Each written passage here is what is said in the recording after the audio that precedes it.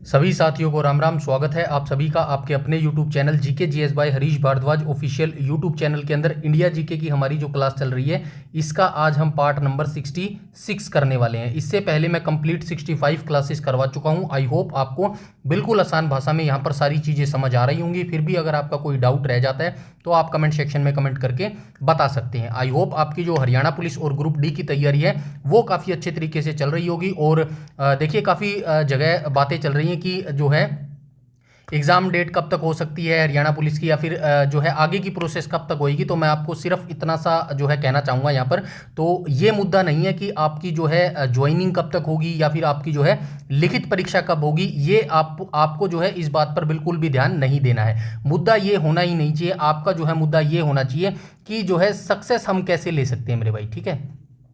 Success Haryana police लगा लो या फिर आप क्या लगा लो, ग्रुप डी लगा लो। इसके अंदर जो है हम सक्सेस जो है कैसे पा सकते हैं। अब यकीन मानिएगा हरियाणा पुलिस की जो है नोटिफिकेशन आई है, आप सभी जानते हैं, ठीक है। नोटिफिकेशन आई है और पीएमटी भी इसके स्टार्ट हो चुके हैं। तो जाहिर सी बात है आज पीएमटी हुए हैं, कुछ समय के बाद पीएसटी भी हो जाएंगे और उसके बाद लिखित परीक्षा भी हो जाएगी। तो जाहिर सी बात है ये वो चीज़ें हैं जो स्टैटिक है, होनी ही होनी है। उसके बाद आपकी ज्वाइनिंग भी होगी। मुद्दा ये चीज़ें नहीं है। मुद्दा आपका क्या होना चाहिए, मुद्दा आपका होना चाहिए तैयारी। क्या आप तैयारी में हैं? क्या आप उस चीज़ के लिए तैयार हैं जब आपकी लिखित परीक्षा ली जाएगी? क्या उस समय के लिए आप तैयार हैं? सिर्फ आपका पूरा फोकस जो है ये तैयारी के ऊपर होना चाहिए। तभी जो है इन चीज़ों का फायदा आपको हो सकता है आपके फाइनल आउटपुट में मेरे भाई, ठीक है। तो इन चीज़ों पे ध्यान मत देना कि भाई लिखित परीक्षा कब होगी या फिर आपकी ज्वाइनिंग कब तक होगी। ये सारी चीज़ें अपने आप हो जाएंगी, आपके हाथ में ये नहीं है। आपके हाथ में है सिर्फ आप तैयारी कैसे कर सकते हैं ताकि जो है उस फाइनल मेरिट लिस्ट में जो है आपका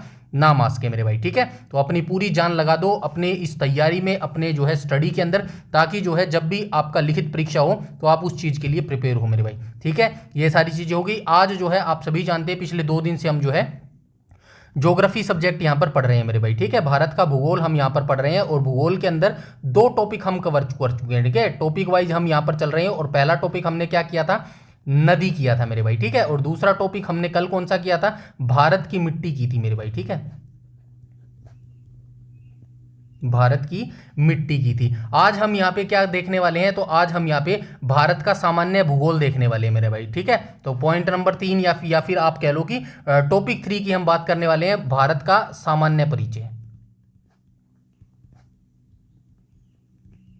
सामान्य परिचय, इसके अंदर जो है लगभग सारी चीजें आ जाएंगी। आई होप आपको ये चीजें पता भी होगी, बेसिक चीजें सारी आपको पता होगी, लेकिन फिर भी आप रिवाइज के हिसाब से इस चीज को जरूर देखेंगे। बहुत सारी चीजें ऐसी होंगी जो आपको शायद ना पता हो। यहाँ पे मैं आपको क्या बताऊंगा, कर्क रेखा बताऊंगा, मकर रेखा बताऊंगा, अक्षांश बताऊंगा, ये सारी चीजें आई नो आपको पता है, देशांतर बताऊंगा, ठीक है।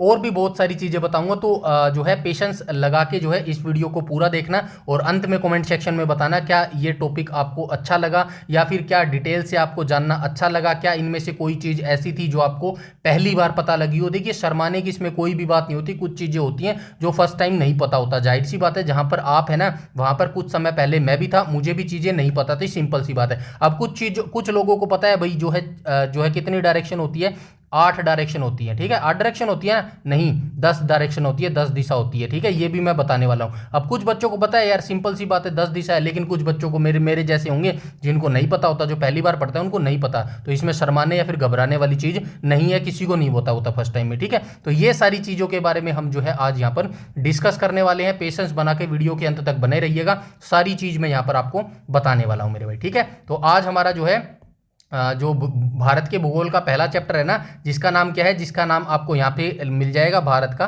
भौगोलिक परिचय मेरे भाई, ठीक है। इसके बारे में हम जो है डिटेल से यहाँ पे जानने वाले हैं। तो चलिए आइए देख लेते हैं। यहाँ से ये सारी चीज़ मैंने लिख दी है, बस थोड़ा सा समझाने के लिए मैं यहाँ पे लिख रहा हूँ, बट डोंट वरी, सारी चीज़ें जो है ऊपर लिखी गई है, ठीक है। तो चलिए यहाँ से मैं लिखना स्टार्ट करता हूँ।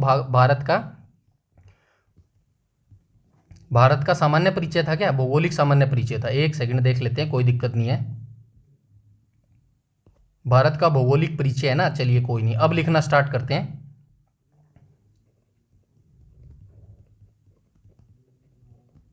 ठीक है। अब आप कहेंगे, एक सेकंड, अब आप कहेंगे ऊपर जो चीजें लिखी हुई हैं दोबारा क्यों लिख रहे हैं, तो कुछ चीजें जो है समझनी भी पड़ती है मेरे भाई, ठीक है। कुछ चीजें समझने से ही आती है मेरे भाई, ठीक है। तो अब फॉर एग्जांपल सबसे पहले आपने एक शब्द पढ़ा होगा, ग्लोब, ठीक है। ग्लोब क्या है? पृथ्वी है मेरे भाई, ठीक है। अब ग्लोब को एक गेंद में ले आओ, मैं कहता हूं कि भाई एक जो गेंद है ये इसके ऊपर जो है आप अपना पृथ्वी को ले आओ मेरे भाई, ठीक है। ये ग्लोब हो गया हमारा, ठीक है, ठीक है। ये हमारा ग्लोब हो गया, थोड़ा सा छोटा है, कोई दिक्कत नहीं है, इसको थोड़ा सा बड़ा बना लेते हैं मेरे भाई, ठीक है। ये बड़ा बना लेते हैं,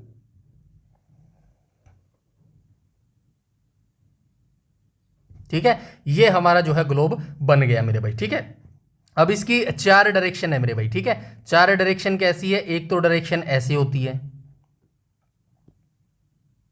ठीक है, और एक डायरेक्शन ऐसी होती है,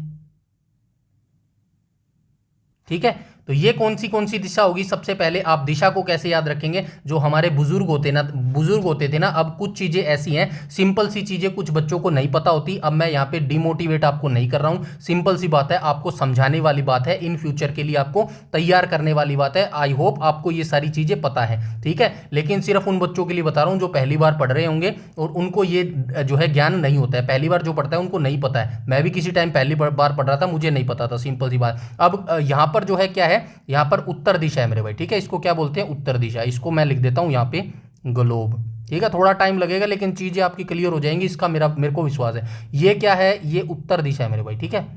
ये क्या है? ये हमारी उत्तर दिशा हो जाएगी, ठीक है। अब ये क्या है? ये दक्षिण दिशा हो जाएगी। अब कुछ बच्चे कहेंगे भाई ऐसा कैसे, ये तुम आपने अपनी मर्जी से लिख दिया। चलिए मान लेते हैं आपकी बात सही है कि मैं उत्तर यहां पे भी तो लिख सकता था मेरे भाई, ठीक है। उत्तर यहां पे भी तो लिख सकता था, उत्तर मैंने ऊपर ही क्यों लिखा? तो इसका एक कारण है, जब हमारे बुजुर्ग होते थे ना, बुजुर्ग, वो जो है उस समय तो ग्लोब होता नहीं था। ग्लोब और जो मैप है ये तो अभी कुछ समय पहले ही आए हैं। तो उस समय जो हमारे बुजुर्ग होते थे वो जो है डायरेक्शन का कैसे पता लगाते थे? तो हमारे जो आसमान है ना, आसमान, वहां पर एक ध्रुव तारा चमकता है मेरे भाई, ठीक है। ध्रुव तारा, ध्रुव धारा लिख दिया क्या? चलिए कोई बात नहीं, ध्रुव तारा लिख देते हैं। ध्रुव दो तारा है ना, वो हमेशा किस डायरेक्शन में चमकता है? वो हमेशा जो है उत्तर दिशा में चमकता है मेरे भाई, ठीक है।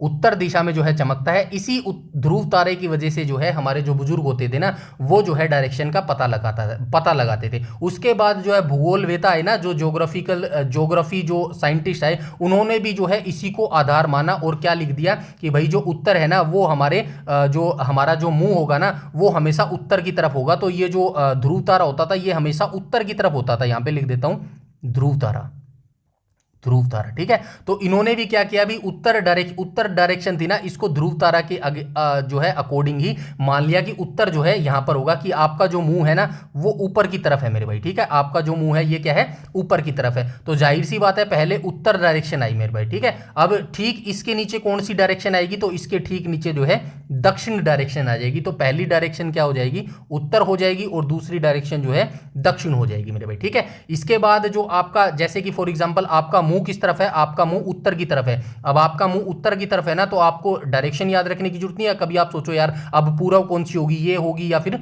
ये होगी, तो घबराने की जरूरत नहीं है। जहां भी आपका राइट हैंड होगा ना, राइट हैंड, मतलब जब भी आप जो है उत्तर की तरफ मुंह करेंगे ना, और आपका मुंह, आपका जो राइट हैंड होगा, जिस तरफ भी होगा, वो दिशा आपकी कौन सी होगी? वो दिशा हमेशा आपकी जो है पूर्व दिशा होगी मेरे भाई, ठीक है। और जिस भी दिशा में आपका जो है लेफ्ट हैंड होगा, यहां पे लिख देता हूं लेफ्ट हैंड, तो जिस दिशा में आपका लेफ्ट हैंड होगा वो दिशा आपकी पश्चिम होगी। ऐसे जो है डायरेक्शंस आपको याद रखनी है मेरे भाई, ठीक है। आई होप आप सभी को पता होगी, लेकिन फिर भी एक बेसिक के लिए मैंने आपको चीजें बता दी है मेरे भाई, ठीक है। ये डायरेक्शन होगी। अब आपसे डायरेक्ट पूछा जा सकता है भाई कुल जो है दिशाएं कितनी है? कुल दिशा पता है किसी को कितनी है? कुल दिशा कितनी है? तो कुल दिशा 10 होती है मेरे भाई, ठीक है। कुल दिशा 10 होती है। 4 तो यही मैंने आपको बता दी, ठीक है। 4 तो मैंने यही आपको बता दी। 5वीं जो है डायरेक्शन ये हो गई, ठीक है। गलत बन गई, कोई दिक्कत नहीं है। चलिए मैं दोबारा बना लेते हैं, कोई नहीं, यहाँ पे छोटा सा बना लेते हैं,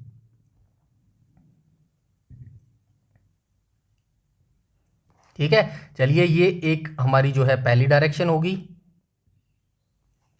ये हमारी दूसरी डायरेक्शन हो गई, ये हम जो, ठीक है, ये हमारी कौन सी डायरेक्शन होगी? ये 5वीं डायरेक्शन हो गई मेरे भाई, ठीक है। और ये हमारी हो गई एक और डायरेक्शन। ये कितनी डायरेक्शन हो गई भाई? ये 8 डायरेक्शन होगी मेरे भाई, ठीक है। ये कौन सी होगी? ये नॉर्थ होगी, ये साउथ होगी, ये ईस्ट हो गई, और ये वेस्ट हो गई मेरे भाई, ठीक है। 4 डायरेक्शन तो ये होगी। पहले मैं आपकी लिख देता हूं मेरे भाई, ठीक है। सबसे पहली कौन सी डायरेक्शन होगी? पूर्व डायरेक्शन होगी। दूसरे नंबर पर कौन सी डायरेक्शन होगी? दूसरे नंबर पर मेरे भाई दक्षिण हो गई, ठीक है, उत्तर दक्षिण। इसके बाद कौन सी होगी? इसके बाद तीसरे नंबर पर आप पश्चिम को मान लो, पश्चिम। और इसके बाद क्या होगी चौथे नंबर पर, इसके बाद होगी दक्षिण होगी मेरे भाई, ठीक है। इसके बाद क्या होगी अच्छा यहाँ पे क्या आएगा, पूर्व आएगा, ठीक है। यहाँ पे क्या आ जाएगा, पूर्व आ जाएगा। ये 4 डायरेक्शन होगी। इसके बाद जो है 5वें नंबर पर कौन सी डायरेक्शन आएगी, 5वें नंबर पर मेरे भाई ईशान आएगी, ठीक है। ईशान, इसको ईशान बोलते हैं। ईशान कुछ बच्चों को हिंदी में नहीं पता होगा, तो चलिए इंग्लिश में लिख देते हैं। ईशान को इंग्लिश में क्या बोलेंगे, ईशान को इंग्लिश में बोलेंगे नॉर्थ ईस्ट बोलेंगे मेरे भाई, ठीक है। ठीक है, इंग्लिश में क्या बोलेंगे, नॉर्थ ईस्ट बोलेंगे। छठे नंबर पर कौन सी आएगी, तो छठे नंबर पर आग्नेय आएगी मेरे भाई, ठीक है। आग्नेय, अब आग्नेय भी किसी बच्चे को नहीं पता होगा भाई, इंग्लिश में क्या बोलते हैं, इंग्लिश में आप सभी को पता होगा, तो इंग्लिश में इसको क्या बोलते हैं, साउथ ईस्ट बोलते हैं मेरे भाई, ठीक है। साउथ ईस्ट बोलते हैं। अब 7वें नंबर पर कौन सी आएगी, 7वें नंबर पर नेत्रे आएगी मेरे भाई, ठीक है। नेत्रे कैसे लिखेंगे, नेत्रे ऐसे लिखेंगे मेरे भाई, ठीक है, नेत्रे। अब इस नेत्रे को इंग्लिश में क्या बोलेंगे, साउथ वेस्ट बोलेंगे मेरे भाई, ठीक है, साउथ वेस्ट बोलेंगे। और 8वें नंबर पर कौन सी आ जाएगी, 8वें नंबर पर हमारी आ जाएगी वायव्य आ जाएगी, ठीक है, वायव्य, वायव्य दिशा। इसको इंग्लिश में क्या बोलते हैं, इसको इंग्लिश में बोलते हैं नॉर्थ वेस्ट बोलते हैं मेरे भाई, ठीक है, नॉर्थ वेस्ट बोलते हैं। ये हमारी 8 रेखा होगी। तो अब आप कहेंगे भाई आपने तो 10 बताई थी, चलिए कोई नहीं, दो और आपको दिशा बता देते हैं। 9वीं कौन सी हो जाएगी, उधर्व हो जाएगी, ठीक है, ऊर्ध्व, क्या बोलते हैं, ऊर्ध्व बोलते हैं, ठीक है। ये कौन सी हो जाएगी, अप हो जाएगी, ठीक है, अप यानी कि ऊपर की ओर, ऊपर की ओर यानी कि आकाश की ओर, ठीक है, आकाश की ओर। और 10वें नंबर पर क्या हो जाएगी, 10वें नंबर पर अध हो जाएगी, ठीक है। अध यानी कि अप है तो ये डाउन हो जाएगी, सीधी सी बात है। डाउन यानी कि ये आकाश की ओर थी तो ये किसकी ओर हो जाएगी, पाताल की ओर हो जाएगी मेरे भाई, ठीक है, पाताल की ओर हो जाएगी। ये हमारी जो है 10 दिशाएं थी जो मैंने आपको इस मैप के थ्रू बता दिया मेरे भाई। यहां तक कोई दिक्कत हो तो मेरे भाई बताओ फटाफट से कमेंट सेक्शन में कमेंट करके, ठीक है। तो यहां तक कोई दिक्कत नहीं है, आई होप यहां तक कोई दिक्कत आएगी भी नहीं। बिल्कुल आसान भाषा में समझा रहा हूं, आई नो ये चीजें आपको पता भी होगी, फिर भी जिन बच्चों को पता है वो रिवीजन के हिसाब से पढ़ लो, और जो जिनको नहीं पता वो तो आपको पढ़ना ही पढ़ना है मेरे भाई, ठीक है। अब हम चलते हैं नेक्स्ट चीज के ऊपर। अब नेक्स्ट चीज के ऊपर बात करते हैं, अक्षांश और देशांतर को पढ़ लेते हैं थोड़ा सा। अक्षांश और देशांतर रेखा, आई नो आपको पता होगा, लेकिन कुछ बच्चों को नहीं पता होता भाई कौन सी अक्षांश रेखा होती है, कौन सी देशांतर रेखा होती है, कैसे इनका पता लगाते हैं, ठीक है। तो चलिए आइए पता लगाते हैं अक्षांश और देशांतर रेखा। यहां पे एक फिर से हम जो है गोल गेंद बना लेते हैं मेरे भाई, ठीक है। ये हमारी गोल गेंद बन गई। अब जो है अक्षांश आप कैसे मानेंगे, अक्षांश का यहां पे लिख देता हूं अक्षांश। अब अक्षांश को कैसे मानेंगे, ए कैसे बनाओगे आप, ए ऐसे बनाओगे, ठीक है, ये ए बन गया। मतलब जो रेखा पैरेलल होंगी, सीधी होंगी मेरे भाई, ठीक है, लेटी होंगी, क्या बोल लो इनको, या तो सीधी रेखा बोल लो या लेटी रेखा बोल लो, ठीक है, कुछ भी इनको बोल सकते हो। या फिर ए क्या है, ये पहला अक्षर होता है ना, ए आ ई, ऐसे आप मान सकते हो। तो ये जो हमारी रेखाएं होंगी ना, ये जो हमारी रेखा होंगी, ये क्या होंगी मेरे भाई, ये अक्षांश रेखाएं होंगी मेरे भाई, ठीक है, ठीक है। ये हमारी कौन सी रेखा है, ये हमारी अक्षांश रेखा है मेरे भाई, ठीक है, ये हमारी अक्षांश रेखा हो जाएगी। चलिए अब देशांतर रेखा आपको बता देता हूं। देशांतर रेखा का आपको कैसे पता लगाना है, तो चलिए फिर से मैं एक गोल गेंद बना लेता हूं। यहां पे मैंने गोल गेंद बना ली है, और देशांतर आप ऐसे लिखते हो ना, देशांतर, तो देशांतर को ऐसे कैसे लिखोगे, दे आपने बनाया तो ये लंबा नीचे की तरफ डंडा गया ना, नीचे की तरफ डंडा गया, तो ये क्या बन गया, देशांतर। मतलब कि खड़ी रेखा, ये जो खड़ी रेखा होगी ये कौन सी रेखा होती है, ये देशांतर होती है। वैसे इनको ऐसे बनाया जाता है, ठीक है,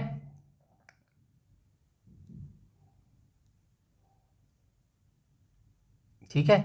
ये कौन सी रेखा है, ये सारी जो है देशांतर रेखा है मेरे भाई। आई बात समझ में, यहां तक कोई दिक्कत है, बस ये बताने की जरूरत है। ऐसे जो लेटी हुई रेखा मिलेगी ये आपकी अक्षांश है, और ये जो नीचे की तरफ डंडा गया ये जो है खड़ी रेखा है, ये आपकी देशांतर रेखा है। यहां तक कोई दिक्कत हुई हो, नहीं दिक्कत है ना, बस इस ऐसे ही आसान भाषा में आपको मैं समझाने वाला हूं। ये हमारी अक्षांश और देशांतर रेखा होगी। अब थोड़ा सा और समझते हैं, ठीक है। एक और पृथ्वी बना लेते हैं भाई यहाँ पे। चलिए ये पृथ्वी मैंने एक और बना ली है मेरे भाई, ठीक है, ये पृथ्वी मैंने बना ली है। अब इसके बीच में काट दी हमने पृथ्वी को, बीच से काट दिया मेरे भाई, ठीक है, बीच से काट दिया। ये बीच वाली रेखा क्या है, इसको बोलते हैं मेरे भाई भूमध्य रेखा, भूमध्य रेखा, या इसका दूसरा नाम भी है विषुवत वृत्त रेखा मेरे भाई, ठीक है, विषुवत-वृत्त रेखा भी जो है इसको मेरे भाई कहा जाता है। ठीक है, भूमध्य रेखा या फिर विषुवत-वृत्त रेखा। इसके यहाँ पर क्या है, नॉर्थ है यानी कि उत्तरी ध्रुव है, और यहाँ पे क्या है, इसका साउथ है यानी कि दक्षिणी ध्रुव है मेरे भाई। ठीक है, पृथ्वी को दो हिस्सों में हमने बांट दिया। बीच की रेखा को क्या बोला जाता है, बीच की रेखा को जो है भूमध्य रेखा बोला जाता है। अब इसके यहाँ पे जो है ऐसे ऐसे लाइन खींची गई है मेरे भाई। ठीक है, ऐसे ऐसे लाइन खींची गई है। अब ये जो पहली लाइन है ना, ये क्या है, 1 डिग्री देशांत, 1 डिग्री जो है उत्तरी अक्षांश है मेरे भाई। ठीक है, ये क्या है, 1 डिग्री जो है उत्तरी अक्षांश है, और इसमें कितने मिनट का समय होता है, तो 4 मिनट का इसके अंदर समय होता है। ये डायरेक्ट क्वेश्चन पूछा जाता है मेरे भाई। ठीक है, 4 मिनट, 1 डिग्री में कितने मिनट का समय लगता है, तो ये 4 मिनट का जो है समय लगता है। और ये टोटल कितनी है भाई, तो ये टोटल जो है कितनी रेखाएं हैं, 90 रेखाएं हैं मेरे भाई। ठीक है,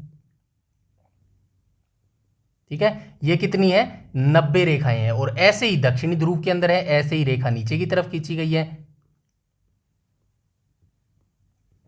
ठीक है, ऐसे ही 90 की तरफ है। तो आपसे क्या पूछेगा, बताइए कुल रेखा कितनी है, कुल, अच्छा कुल नहीं, आपसे पूछेगा अक्षांश रेखाएं कितनी है, अक्षांश रेखा। तो आप क्या बताएंगे, अक्षांश रेखा बताएंगे भाई 90 + 90, कितने बताएंगे आप, 180 बताएंगे मेरे भाई। ठीक है, आप कितनी बताएंगे, 180 जो है अक्षांश रेखाएं बताएंगे। लेकिन अगर आपसे कह दे भाई कुल अक्षांश रेखा बता भाई, कुल अक्षांश रेखा बता, तो आप क्या करेंगे, इस 90 प्लस, एक सेकेंड, 90 + 1 कर देंगे। 1 क्या करेंगे, ये जो आप भूमध्य रेखा थी ना, ये जो भूमध्य रेखा थी, इसको भी आपने अब ऐड कर दिया है, तो कुल अक्षांश रेखा कितनी हो गई, तो 181 यानी कि 181 जो है कुल अक्षांश रेखाएं हो गई है मेरे भाई। ठीक है, यहां तक सारी चीजें क्लियर है, आई होप यहां तक सारी चीजें जो है क्लियर हो गई होंगी। ठीक है, यहां तक सारी चीजें क्लियर है। इसके बाद हम चलते हैं आगे मेरे भाई। ठीक है, अच्छा एक चीज और आपसे पूछी जा सकती है, कुल वृत्त आपसे पूछा जा सकता है, कुल वृत्त कितने हैं मेरे भाई। ठीक है, तो कुल वृत्त कितने हो जाएंगे, तो 181 में से आप 2 माइनस कर देंगे, यानी कि कितना आ जाएगा, 179 जो है ये आपका कुल वृत्त हो जाएंगे। अब कुल वृत्त क्या है, ये पॉइंट है मेरे भाई, ये पॉइंट है। ठीक है, ये पॉइंट है, यहां तक नहीं गया। ठीक है, ये यहीं तक रहा, 90 जो रेखा बनी ना, ये यहीं तक रहा, डॉट को जो है इसने छोड़ दिया, तो 2 माइनस कर देंगे, यहाँ पे 179 आ जाएगा। ये देखो 179 जो है टोटल वृत्त आ जाएंगे। तो यहां तक कोई दिक्कत हुई नहीं हुई, कोई दिक्कत, आई होप यहां तक कोई दिक्कत नहीं हुई होगी। बिल्कुल आसान भाषा में मैं आपको समझा रहा हूं। अब हम चलते हैं, एक और ग्लोब बना लेते हैं भाई। चलो, ग्लोब बहुत बनेंगे, समझने के लिए ये जरूरी है मेरे भाई। ठीक है, चलिए एक और हमने अब जो है ग्लोब बना लिया। ठीक है, तो ग्लोब बना लिया, तो यहाँ पे अब हम एक और बीच में से इसको दोबारा से काट देते हैं। ये हमारी भूमध्य रेखा हो गई। अब इसके 23.5 डिग्री यहाँ पर 23.5 डिग्री और यहाँ पर 23.5 डिग्री, दो रेखाएं और है। ये क्या है हमारी, ये हमारी भूमध्य रेखा है मेरे भाई। ठीक है, ये हमारी भूमध्य रेखा है। अब इसके उत्तर में, भूमध्य रेखा के उत्तर में ये हमारी कौन सी है, कर्क रेखा है मेरे भाई। ठीक है, कर्क रेखा। अब कुछ बच्चे कहेंगे भाई इसको कैसे याद रखें, कर्क रेखा तो नीचे भी हो सकती है। चलिए इसको मान लेते हैं। अब भूमध्य रेखा से ऊपर की तरफ हम जाएंगे ना, तो सबसे पहले ऊपर की तरफ ही जाएंगे। कै क्या आता है, कै सबसे पहला अक्षर आता है, यानी कि कै यानी कि कर्क रेखा। सबसे उत्तर में क्या है, कर्क रेखा, ये आ जाएगा ऊपर मेरे भाई। ठीक है, और नीचे क्या हो जाएगा, नीचे हो जाएगा मकर रेखा मेरे भाई, नीचे हो जाएगा मकर रेखा मेरे भाई। ठीक है, ये 23.5 है। ठीक है, और नीचे भी 23.5 है, ये चीज भी जो है आप याद रखना। ठीक है, नीचे भी 23.5 है, फिर उसके बाद 66.5 आ जाएगा। यहाँ पे ये थोड़ा छोटा ग्लोब बन गया, इसको आप देख लेना मेरे भाई। ठीक है, ठीक है, ऐसे ही नीचे की तरफ मिलेगा। तो आगे चलते हैं, आगे हम क्या देखेंगे, कर्क रेखा। अब भारत जो है ये कर्क रेखा के ऊपर ही स्टैंड करता है, यानी कि लाई करता है मेरे भाई। ठीक है, तो कर्क रेखा यहाँ पे हो गई। और कर्क रेखा जो है भारत के कितने राज्य से गुजरती है, यहाँ पे लिख देता हूँ, कर्क रेखा। ये सारी चीजें लिखी गई हैं, बस बता रहा हूं। कर्क रेखा भारत के 8 राज्यों से होकर गुजरती है मेरे भाई। ठीक है, ठीक है, 8 राज्यों से गुजरती है। और भारत की जो मानक समय रेखा है 82.5 जो रेखा है भारत की स्टैंडर्ड जो टाइमलाइन है, वो कितने राज्यों से गुजरती है, वो 5 राज्यों से जो है गुजरती है। वो भी जो है हम बात करने वाले हैं मेरे भाई। ठीक है, यहां तक सारी चीजें क्लियर हैं, आई होप यहां तक सारी चीजें जो है क्लियर हो गई होंगी। अब 4 चीजें आप याद रखोगे मेरे भाई। ठीक है, 4 चीजें जो है आप याद रखोगे। एक सेकंड बस, ये लास्ट ही है, उसके बाद हम सीधा जो है अपने लिखे हुए पे चलेंगे मेरे भाई। ठीक है, ठीक है। तो एक बार फिर से बना लेते हैं। ये ग्लोब बन गया, ये बीच में से जो है भूमध्य रेखा जा रही है मेरे भाई। ठीक है, तो सबसे पहले आप यहां पर एक डेट याद रखेंगे। क्या याद रखेंगे? 21 मार्च याद रखेंगे मेरे भाई। ठीक है, 21 मार्च। चलिए यहां लिख देते हैं 21 मार्च। ठीक है, 21 मार्च कौन सा दिन है मेरे भाई? 21 मार्च वो दिन है जब सूर्य भूमध्य रेखा पर चमकेगा मेरे भाई। ठीक है, भूमध्य रेखा पर। ये क्या है? ये साउथ पोल है, ये नॉर्थ पोल है। तो ये सूर्य जो है 21 मार्च को कहां चमकेगा? भूमध्य रेखा पर चमकेगा। यानी कि इसकी जो रोशनी है, सूर्य है, ये सूर्य है भाई, याद रखना, ये सूर्य है। सूर्य की रोशनी क्या है? ये यहां तक जाएगी मेरे भाई। ठीक है, ऐसे ऐसे जाएगी सूर्य की रोशनी। ठीक है, ये अक्षांश रेखाएं ऐसी थी भाई। ठीक है ना, ठीक है, यहां तक अक्षांश रेखाएं थी। तो सूरज की रोशनी यहां तक जाएगी। मतलब 21 मार्च को क्या होता है? 21 मार्च को दिन और रात बराबर होते हैं मेरे भाई। ठीक है, बराबर होते हैं। 4 डेट याद रखनी है बस आपको, बराबर होते हैं। फर्स्ट नंबर पॉइंट ये हो गया। अब क्या करेगा? सूरज ऊपर की तरफ सरकना स्टार्ट कर देगा 21 मार्च से मेरे भाई। ठीक है, वैसे सूरज ऊपर की तरफ नहीं सरकता, सूरज स्टैटिक है, वो कभी हम बाद में डिस्कस करेंगे। एक बार सोचने के लिए सोचो, 21 मार्च से जो है सूरज ऊपर की तरफ खिसकना स्टार्ट करेगा, यानी कि ऊपर की तरफ जो है खिसकना स्टार्ट करेगा। और 3 महीने इसको लगेंगे, यानी कि मार्च के बाद अप्रैल, मई और जून। तो यहां पे जून लिख लो। जून कौन सी तारीख? यहां पे 21 मार्च थी, तो यहां पे लिख लो 21 जून तारीख लिख लो मेरे भाई। ठीक है, 21 जून लिख लो। और 21 जून को जो सूरज है वो कहां पर चमकेगा? 21 जून को जो है सूरज ठीक कर्क रेखा के ऊपर चमकेगा मेरे भाई। ये क्या है? ये कर्क रेखा है मेरे भाई।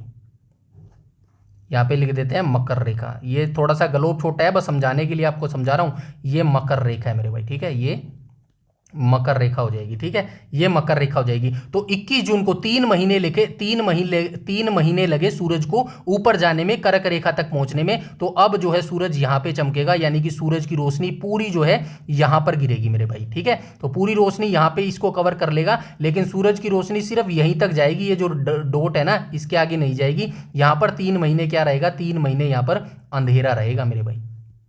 3 महीने या क्या रहेगा? अंधेरा रहेगा मेरे भाई। ठीक है, अब कर्क रेखा पर क्या है? यहाँ पे भारत स्टैंड करता है। तो भारत जो है पूरी गर्मी होती है 21 जून को, आप सभी जानते हैं, पूरा स्टैंड रहता है सूरज का। तो 21 जून को क्या होता है? 21 जून को सबसे बड़ा दिन होता है मेरे भाई। 21 जून को यहाँ पे लिख देता हूं पॉइंट नंबर 1, 21 जून को सबसे बड़ा दिन।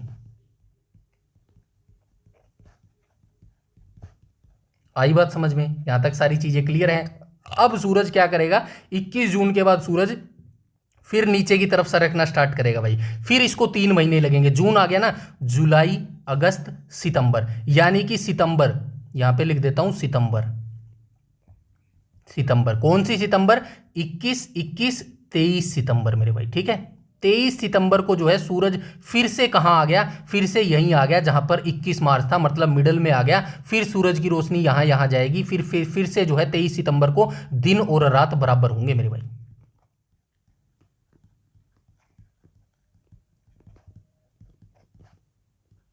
बराबर होंगे मेरे भाई। ठीक है, यहां तक सारी चीजें क्लियर है। 23 सितंबर का, 23 सितंबर के बाद सूरज फिर और नीचे की तरफ आना स्टार्ट करेगा। फिर इसको 3 महीने लगेंगे, मतलब सितंबर के बाद अक्टूबर, नवंबर और दिसंबर। दिसंबर आ गया, मतलब दिसंबर को यहां चमकेगा। दिसंबर डेट बताओ कौन सी? 21 दिसंबर, 22 दिसंबर, बिल्कुल सही, 22 दिसंबर मेरे भाई। ठीक है, तो 22 दिसंबर को सूरज कहां कहां पर चमकेगा? तो ये कर्क रेखा पर चमकेगा मेरे भाई। ठीक है, कर्क रेखा के ऊपर चमकेगा। और इसका प्रकाश जो है यहां तक तो सारा जाएगा, लेकिन इस रेखा से ऊपर नहीं जाएगा। मतलब अब यहां पे नॉर्थ पोल पे जो है 3 महीने अंधेरा रहेगा मेरे भाई। ठीक है, 3 महीने जो है यहां पर अंधेरा रहेगा। और यहां पर जो है पूरी रोशनी कर्क रेखा पर जो है बिल्कुल एग्जैक्ट चमकेगा। जैसे हमारे 21 जून पे चमक रहा था ना, ऐसा ही है 22 दिसंबर में चमकेगा। और इसीलिए क्वेश्चन पूछता है, या फिर आपको पता भी होगा, इकलौता ऑस्ट्रेलिया यहीं पे है भाई। मकर रेखा बिल्कुल बीच से गुजर रही है ऑस्ट्रेलिया के। यहां पे लिख देता हूं, चलो कोई बात नहीं, 4th पॉइंट में लिख देता हूं, ऑस्ट्रेलिया एकमात्र ऐसा देश है जो गर्मियों में क्रिसमस मनाता है। आया कुछ समझ? मनाता है। कैसे मनाता है चलिए आइए देख लेते हैं। सारी चीजें डायरेक्शन होगी। जो 21 जून में हमारा सबसे दिन बड़ा था ना, तो उस समय क्या होगा, उस समय जो है मकर रेखा पे यानी कि दक्षिण ध्रुव में सबसे छोटा दिन होगा। अपोजिट चलेंगी चीजें। अब 22 दिसंबर को सूरज यहाँ पे आ गया तो यहाँ पे बड़ा दिन हो गया 22 दिसंबर को। ऑस्ट्रेलिया में उस समय गर्मी होगी और हमारे अपोजिट यहाँ पे 22 दिसंबर में हमारा क्या होता है, तो दिसंबर के समय हमारे कड़ाके की ठंड पड़ रही होती है मेरे भाई। आई बात समझ में? तो 25 दिसंबर को जब हम क्रिसमस मनाते हैं ठंड होती है ना, बिल्कुल अपोजिट चीजें हैं मेरे भाई। तो ये कुछ चीजें थी जो आपको समझाने जरूरी थी। बाकी बहुत सारी चीजें अभी भी ऐसी हैं जो और भी बताने जरूरी है। यहां पर बताऊंगा तो वीडियो और लंबा हो जाएगा। मोटा मोटा इतनी चीजें आपको अभी याद रखनी चाहिए मेरे भाई, ठीक है। सारी चीजें मैंने मोस्टली जितना इंपॉर्टेंट था वो सारी चीजें यहां पर लिख के बता दी हैं। कमेंट सेक्शन में जरूर बताइएगा ये चीज़ें का आपको समझ आई, आसान लगी या नहीं लगी। अब जो है स्टैटिक चीज़ें जो मैंने लिखी हैं वो चीज़ें यहाँ से पढ़ना स्टार्ट करते हैं मेरे भाई, ठीक है। तो चलिए एक एक करके हम पढ़ना स्टार्ट करते हैं। सबसे पहले आकृति और विस्तार की बात कर लेते हैं। सारी चीज़ें मैं लिखकर बता चुका हूँ, बस आपको यहाँ पर देखना है। भौगोलिक स्थिति की बात करूँ तो भारत उत्तर पूर्वी गोलार्ध में स्थित है मेरे भाई, ठीक है। हमने एक ग्लोब बनाया था, ऐसे ग्लोब बनाया था ना, ये बीच में से भूमध्य रेखा जा रही है। ये क्या है, ये नॉर्थ है यानी कि उत्तरी है, और ये क्या है, साउथ है, ठीक है। ये कर्क रेखा है और ये मकर रेखा है मेरे भाई, ठीक है। भारत कहाँ पर है, भारत यहीं पर अवस्थित है, यानी कि भारत कहाँ पर अवस्थित है, उत्तर पूर्व के अंदर अवस्थित है। ये बीच की आप मान लो रेखा, इसको ऐसे मान लो मेरे भाई, ठीक है। फॉर एग्जाम्पल चलिए एक बार और बता देता हूँ। ये 4 डायरेक्शन हो गई, ठीक है। ये नॉर्थ, ये एक सेकेंड, ये नॉर्थ हो गई, ये साउथ हो गई, ये ईस्ट हो गई और ये वेस्ट हो गई। अब भारत कहाँ पर अवस्थित है, भारत यहाँ पर अवस्थित है मेरे भाई, ठीक है। भारत यहाँ पर अवस्थित है यानी कि ये डायरेक्शन ऐसे होगी। तो भारत कहाँ पर अवस्थित है, नॉर्थ ईस्ट के अंदर अवस्थित है मेरे भाई, ठीक है। इसको क्या बोलेंगे, उत्तर पूर्व दिशा में जो है भारत अवस्थित है मेरे भाई, ठीक है। उत्तर पूर्वी गोलार्ध में जो है भारत अवस्थित हो जाएगा। यहाँ तक सारी चीजें क्लियर हो गई मेरे भाई, ठीक है। अब भारत का अक्षांशीय विस्तार जो है, देशांतरीय रेखा, मैंने अभी आपको सारी चीजें बताई है। कौन सी देशांतरीय, बस ये आपको जो है याद रखना है। भारत की 8 डिग्री 4 मिनट उत्तरी अक्षांश से जो है 37 डिग्री 6 मिनट उत्तरी अक्षांशीय विस्तार है मेरे भाई, ठीक है। और देशांतीय विस्तार की बात करूं तो 68 डिग्री 7 मिनट पूर्वी देशांतर से लेके 97 डिग्री 25 मिनट पूर्वी देशांतर जो है, ये भारत का पूर्वी देशांतर है मेरे भाई, ठीक है। इन दोनों को अच्छे से याद रखना, एग्जामिनर यहां से क्वेश्चन पूछता है मेरे भाई, ठीक है। उसके बाद आपसे भारत की आकृति पूछ लेगा। तो भारत की आकृति कैसी है भाई, क्वाड रेक्टेंगुलर है। तो ये मतलब चतुष्कोणीय है, मतलब ऐसे ऐसे भारत की जो है आकृति है मेरे भाई। आई बात समझ में? और वर्तमान में भारत के राज्य और यूटी की बात करूं तो आप सभी जानते हैं भारत में जो 28 राज्य हैं और 8 केंद्र शासित प्रदेश हो जाएंगे। अब ये क्या है, विस्तार, पूर्व से पश्चिम विस्तार, मतलब कि ये जो है भारत, मान के चलो ये पूरा भारत है, ठीक है। ये भारत है पूरा, थोड़ा मैप में अजीब सा है, आप बस मान के चलिएगा। ये डायरेक्शन क्या है, ये डायरेक्शन जो है उत्तर है, और ये क्या है, ये दक्षिण है मेरे भाई, ठीक है। ये दक्षिण है। और ये डायरेक्शन क्या है, ये डायरेक्शन पूर्व है भारत की, और ये डायरेक्शन क्या है, पश्चिम है मेरे भाई, ठीक है। तो ये विस्तार पूछ रहा है, विस्तार कहाँ से कहाँ पूछ रहा है, पूर्व से पश्चिम की तरफ पूछ रहा है, यानी कि इससे पूर्व से लेके पश्चिम तक, मतलब कि ये भारत का अंतिम जो है कौन सा राज्य है, तो ये हो जाएगा अरुणाचल प्रदेश, और पश्चिम जो है भारत का कौन सा हो जाएगा, गुजरात है। इन दोनों की जो है लंबाई कितनी है, कितना डिस्टेंस है, कितनी जो है किलोमीटर विस्तार है, तो ये हो जाएगा मेरे भाई 2933 किलोमीटर इसका विस्तार हो जाएगा। 2933 किलोमीटर यहाँ की लंबाई है। सेम ऐसे ही जो है उत्तर से पूर्व की हो जाएगी, उत्तर से दक्षिण की हो जाएगी, और इसका विस्तार कितना हो जाएगा, इसका विस्तार हो जाएगा 3214 किलोमीटर मेरे भाई, ठीक है। 3214 किलोमीटर मेरे भाई, ठीक है। तो ये डायरेक्ट जो है दोनों चीज फैक्चुअल चीज है, इनको याद रखेंगे। उत्तर से दक्षिण विस्तार पूछे तो 3200 बताएंगे, और पूर्व से पश्चिम पूछे तो 2900 बचाएंगे। मतलब जो दूरी है वो उत्तर से दक्षिण की ज्यादा है, और जो है पूर्व से पश्चिम से पूर्व की कहेगा तो थोड़ी सी कम है, यानी कि 3200 है, ये 2900, 300 किलोमीटर कम कर देना, बस सीधी सी बात है, ठीक है। अब समय अंतराल की बात करूं तो यहाँ पे देखो, अरुणाचल प्रदेश और गुजरात के बीच समय का अंतराल 2 घंटे का है, चूंकि 30 डिग्री का अंतर है, मतलब इन दोनों राज्यों के बीच में, यानी कि गुजरात और जो है अरुणाचल प्रदेश, दोनों राज्यों के बीच में कितने डिग्री का फर्क है, 30 डिग्री का अंतर है मेरे भाई। 30 डिग्री का मतलब क्या है, यानी कि 1 डिग्री मैंने कितना बताया था, 4 मिनट बताई थी मेरे भाई, ठीक है। 4 मिनट बताई थी। और 30 डिग्री का मतलब क्या होगा, 30 गुणा 4 कर देना, यानी कि 400 और 4×3=12, 120 डिग्री हो जाएगी, 120 मिनट हो जाएगी। और 120 मिनट का मतलब क्या हो जाएगा, 2 घंटे का जो है समय हो जाएगा मेरे भाई। ठीक है, यहां तक सारी चीजें क्लियर है। आगे चलते हैं, महत्वपूर्ण बिंदु को देख लेते हैं। सबसे पूर्वी पूर्वी बिंदु बहुत बार एग्जाम में पूछता है, वनडे एग्जाम से। बताइए भारत का जो पूर्वी बिंदु है, पूर्वी बिंदु यानी कि लास्ट पत्थर, ये 4 डायरेक्शन है, मैंने हमेशा से बताइए आपको। ये क्या है, ये उत्तर है, ये क्या है, ये पूर्व है, ये क्या है, ये पश्चिम है, और ये क्या है, ये दक्षिण है मेरे भाई। ठीक है, ये दक्षिण है। अब भारत का जो पूर्वी बिंदु पूछ रहा है, यानी कि लास्ट ये पूर्वी बिंदु है ना, ये क्या है, तो ये भारत का अरुणाचल प्रदेश है। ठीक है, तो ये अरुणाचल प्रदेश, माफ कीजिएगा, पूर्वी पूछा है ना, हाँ पूर्वी पूछा है। ठीक है, तो पूर्वी कौन सा हो जाएगा, किबुथु है मेरे भाई। ठीक है, किबुथु है, और ये किस देश में हो जाएगा, ये अरुणाचल प्रदेश देश के अंदर है। अजा जिला जो है, अरुणाचल प्रदेश का जो अंजा जिला है ना, इसी के अंदर जो है किबुथु भारत का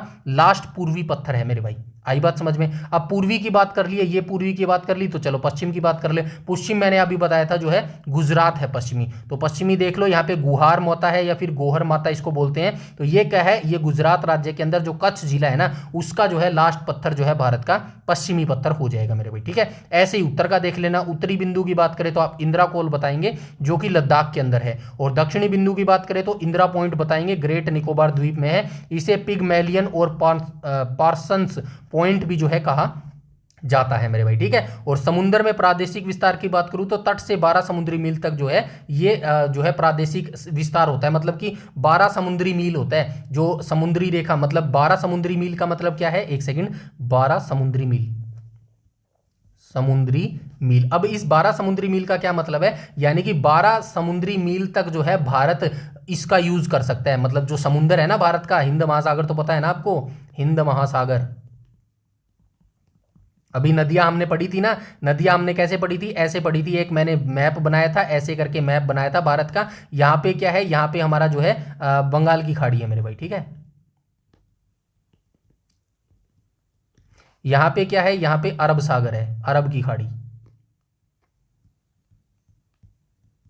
अरब सागर हो जाए। और यहाँ पे नीचे क्या है, ये नीचे सारा पानी है, तो ये क्या है, हमारा हिंद महासागर है मेरे भाई। ठीक है, हिंद महासागर है। तो इसके 12 समुद्री मील तक जो है भारत सब कुछ कर सकता है, एक्सपेरिमेंट करके देख सकता है, मतलब पूरा जो प्रॉपर यूज है ना वो कर सकता है। 12 समुद्री मील जो है यहां तक भारत सब कुछ जो है यूज कर सकता है, समुद्र से मछलियां निकाल सकता है, कुछ भी कर सकता है मेरे भाई। ठीक है, ये कोई क्या, कितने मील है, 12 समुद्री मील है मेरे भाई। ठीक है, यहां तक सारी चीजें क्लियर है। अब हम देख लेते हैं कर्क रेखा और भारतीय मानक समय। अभी मैंने कुछ देर पहले बताया था जो भारतीय मानक स्टैंडर्ड लाइन है वो 82.5 है मेरे भाई। ठीक है, वो क्या है, 82.5 स्टैंडर्ड लाइन है। तो यहां से देख लेते हैं, कर्क रेखा 23.5 डिग्री नॉर्थ 8 राज्यों से गुजरती है, गुजरात, राजस्थान, मध्य प्रदेश, छत्तीसगढ़, झारखंड, पश्चिम बंगाल, त्रिपुरा और मिजोरम राज्य से जो है होकर ये गुजरती है मेरे भाई। ठीक है, विशेष की बात करूं तो झारखंड की राजधानी रांची कर्क रेखा पर जो है स्थित हो जाएगी मेरे भाई। ठीक है, चलिए आगे चलते हैं, आगे देख लेते हैं भारतीय मानक समय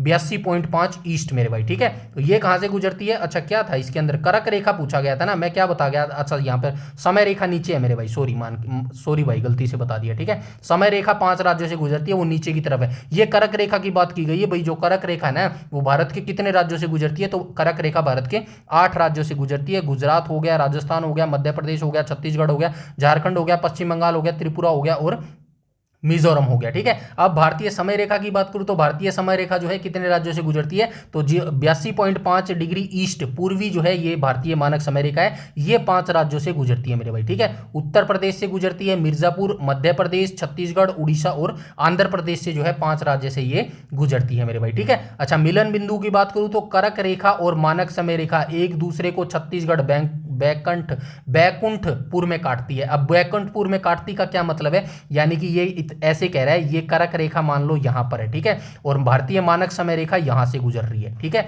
तो ये दोनों एक दूसरे पर जो काटती है ना, ये कहां पर काटती है, तो ये छत्तीसगढ़ में काटती है मेरे भाई।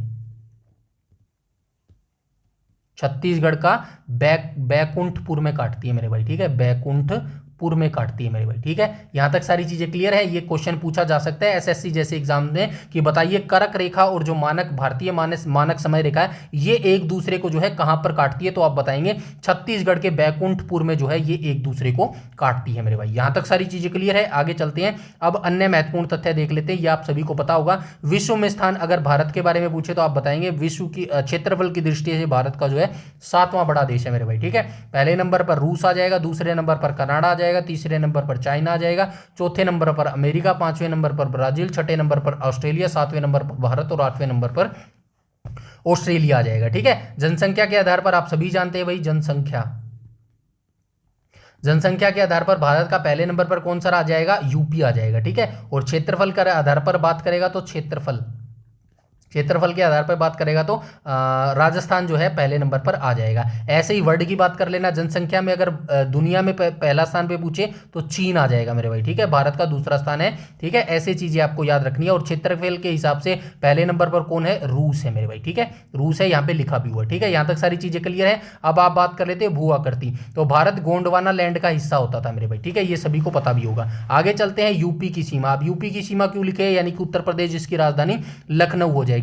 उत्तर प्रदेश सर्वाधिक 8 राज्यों और एक केंद्र शासित प्रदेश दिल्ली को जो है छूता है मेरे भाई। ठीक है, तो सबसे ज्यादा जो राज्यों को और एक केंद्र शासित प्रदेशों को डायरेक्ट आपसे पूछा जा सकता है कि भाई कौन सा भारत का ऐसा स्टेट है जो सबसे ज्यादा स्टेट्स की बाउंड्रीज को छूता है, तो आप बताएंगे उत्तर प्रदेश की जो सीमा है वो 8 राज्यों के साथ एक केंद्र शासित प्रदेशों को जो है टच करता है मेरे भाई। ठीक है, अब आपके लिए एक क्वेश्चन है, कमेंट सेक्शन में आपको पता भी होगा, बताइए हरियाणा की जो सीमा है वो कितने स्टेट्स और यूटी को मिलाकर जो है छूती है मेरे भाई। आई बात समझ में। चलिए ऑप्शन दे देता हूं आपको, ऑप्शन क्या दे देता हूं, 4, 5, 6 या फिर 7। ठीक है, तो ये आप मुझे बताना कि भारत की जो माफ कीजिएगा हरियाणा की जो बाउंड्री लाइन है वो कितने स्टेट्स और यूपी को जो है टच करती है मेरे भाई। ठीक है, ये आप मुझे कमेंट सेक्शन में कमेंट करके जरूर बताएंगे मेरे भाई। ठीक है, चलिए हम चलते हैं आगे देख लेते हैं पड़ोसी देशों से संबंध। तो आप सभी जानते हैं बांग्लादेश के साथ हमारी जो है सबसे बड़ी सीमा लगती है,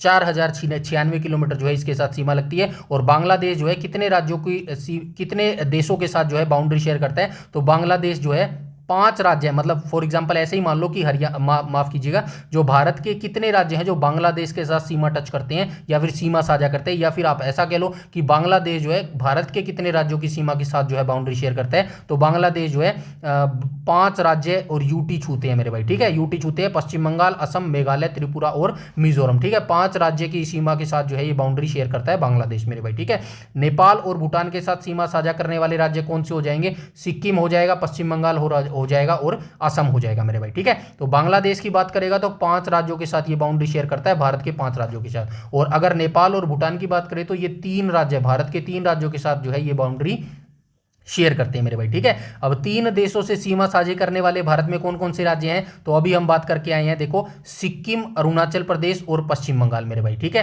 तो ये कितने राज्यों के साथ सीमा साझा करते हैं, 3 राज्यों के साथ जो है ये सीमा साझा करते हैं मेरे भाई। ठीक है, सिक्किम किस किस देश के साथ सीमा साझा करता है, मतलब ये 3 देश थे भाई, याद रखना। ठीक है ना, यहाँ पे जो है नेपाल और भूटान क्या था, ये 3 भारत के राज्यों के साथ सीमा साझा कर रहे थे, याद रखना। ठीक है, उल्टा पूछ रहा है यहाँ पे अब ये पूछ रहा है कि भाई 3 देशों के साथ सीमा साझा करने वाले भारत के कौन कौन से राज्य है, तो पहला तो भारत का सिक्किम राज्य है जो 3 देशों के साथ सीमा साझा करता है, नेपाल, भूटान और चाइना के साथ। ऐसे ही अरुणाचल प्रदेश है, ये भी भारत का जो राज्य है 3 देशों के साथ सीमा साझा करता है, भूटान, चीन और म्यांमार मेरे भाई। ठीक है, और पश्चिम बंगाल भी 3 देशों के साथ सीमा साझा करता है, नेपाल, भूटान और बांग्लादेश मेरे भाई। ठीक है, तो ये 3 भारत के राज्य हैं जो 3 देशों के साथ जो है सीमा साझा करते हैं मेरे भाई। ठीक है, यहां तक सारी चीजें क्लियर है। अब यहाँ पे एक छोटा सा नोट दिया गया है, इसको आराम से बैठ के पढ़ना और अच्छे से समझना। लैंड लॉक्ड जो है चीज यहाँ पे दी गई है, लैंड लॉक्ड राज्य का मतलब क्या है, यानी कि एक राज्य ये है, एक राज्य ये है, इन दोनों के बीच में जो है कोई भी समुद्री सीमा नहीं है, इसको लैंड लॉक्ड कंट्री जो है बोला जाता है मेरे भाई। ठीक है, तो हरियाणा राज्य ऐसा है, मध्य प्रदेश राज्य ऐसा है, छत्तीसगढ़ राज्य है, तेलंगाना है और झारखंड, ऐसे 5 राज्य हैं, 5 ही हुए ना, 1, 2, 3, 4 और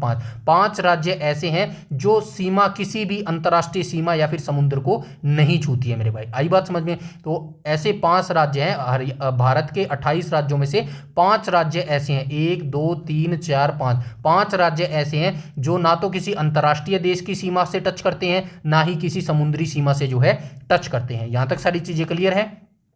उसके बाद हम चलते हैं आगे, भारत का आकार और सांख्यिकी को देख लेते हैं। तो कुल क्षेत्रफल की बात करें तो कितना क्षेत्रफल हो जाएगा, 32,87,263 वर्ग किलोमीटर जो है, 32,87,263 वर्ग किलोमीटर जो है भारत का कुल क्षेत्रफल हो जाएगा मेरे भाई। ठीक है, कितना क्षेत्रफल हो जाएगा, कुल क्षेत्रफल हो जाएगा मेरे भाई। यहां तक सारी चीजें क्लियर है। उसके बाद हम चलते हैं आगे और हरियाणा की बात करें तो हरियाणा का कुल क्षेत्रफल कितना हो जाएगा, हरियाणा का कुल क्षेत्रफल 44,212 वर्ग किलोमीटर हो जाएगा मेरे भाई। ठीक है, विश्व के क्षेत्रफल का कितने प्रतिशत है, तो ये भारत का विश्व के कुल क्षेत्रफल का मतलब जो ये था ना, कहाँ गया, 32,87,263 वर्ग किलोमीटर, तो ये कुल विश्व का जो है 2.42% जो है हो जाएगा। विश्व की जनसंख्या की बात करूं तो ये प्रतिशत कितना है, भारत में विश्व की कुल जनसंख्या का जो है 17.5% जो है निवास करती है। ठीक है, 2011 की जनगणना के अनुसार जो हरियाणा की जनसंख्या थी वो कितनी थी, 253 थी मेरे भाई। ठीक है, 253 ये थी जनसंख्या मेरे भाई। ठीक है, अक्षांशीय स्थिति हम बात कर चुके हैं।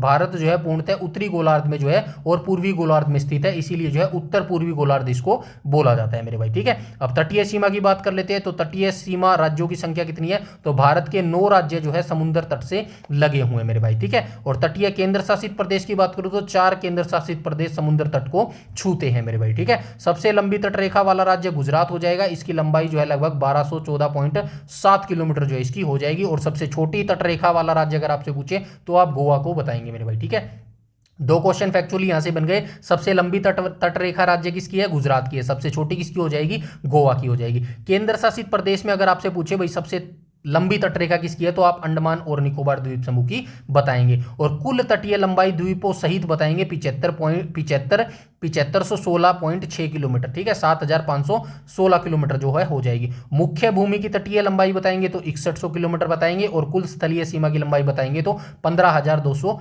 किलोमीटर जो है ये आप बताने वाले हो मेरे भाई। ठीक है, तो अच्छा यहाँ पे राजधानी ये भी रहेगी। अंतर्राष्ट्रीय सीमा को भी देख लेते हैं, चलिए लगे हाथ इनको भी देख लेते हैं। वैसे आप आई होप आप सभी को ये पता भी होगा। ठीक है, तो पड़ोसी देश आप सभी जानते हैं बांग्लादेश है। बांग्लादेश की जो सीमा रेखा है उसको क्या बोला जाता है, उसको रेड क्लिफ बोला जाता है। वैसे रेड क्लिफ जो रेखा है ना, ये स्पेशली भारत और पाकिस्तान की सीमा को बोला जाता है, बट कई बार जो है इसको बोला जाता है क्योंकि जब भारत और पाकिस्तान अलग हुए थे ना, उस समय बांग्लादेश नहीं बना था, बांग्लादेश बहुत बाद में बना था। ये क्या बना था, पूर्वी पाकिस्तान और पश्चिमी पाकिस्तान में जो है अलग हुए थे मेरे भाई। ठीक है, तो बांग्लादेश और भारत की सीमा को कई बार जो है रेड क्लिफ बोला जाता है। लंबाई सबसे ज्यादा इन्हीं की है, मतलब सबसे बड़ी जो सीमा रेखा है ना वो भारत और बांग्लादेश के बीच में, ये नंबर जरूर याद रखना, 4096.7 किलोमीटर। अब संबंध राज्य देख लो, पश्चिम बंगाल, असम, मेघालय, त्रिपुरा और मिजोरम जो है।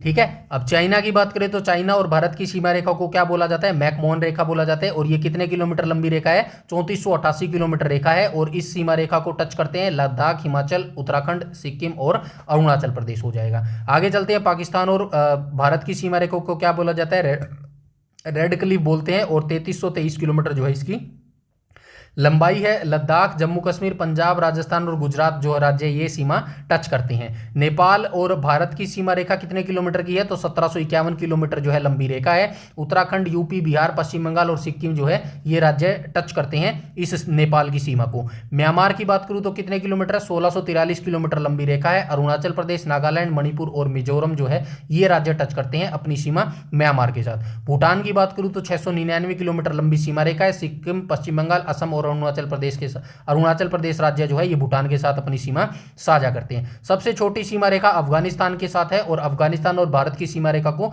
डूरंड रेखा बोला जाता है, जो कि 196 किलोमीटर है। और लद्दाख जो है ये अपनी सीमा साझा करता है अफगानिस्तान के साथ मेरे भाई। यहां तक सारी चीजें क्लियर है, आई होप यहां तक सारी चीजें जो है क्लियर होनी चाहिए। अब कुछ और अन्य महत्वपूर्ण भौगोलिक तथ्य लिखे गए हैं, तो चलिए इसको भी देख रखे हैं। पाक जलडमरू मध्य, तो ये पाक स्ट्रेट क्या है, तो ये भारत और श्रीलंका के बीच एक समुद्री रास्ता है मेरे भाई। ठीक है, तो ये जो है जलडमरू मध्य क्या होता है, मतलब कि जो खाड़ी, मतलब जो पानी के रास्ते को जोड़ता है, मतलब भूमियों को अलग करता है।